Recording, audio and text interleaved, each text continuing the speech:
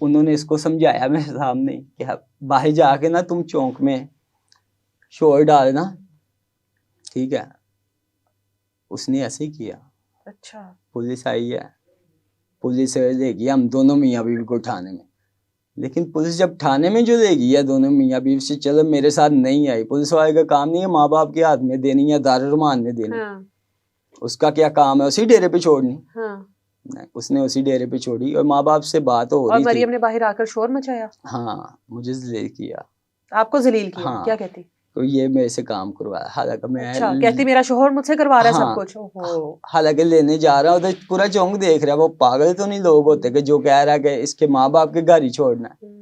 गवाह हैं कुछ लोग होते के, क्योंकि एक ही बंदे ने थोड़ी ना देखा, कईयों ने देखा कि मैं यही चीज कहता रहा हूँ कि इसको तेरे माँ बाप के घर ही छोड़ना है, मैंने नहीं तुझे बाहर छोड़ना।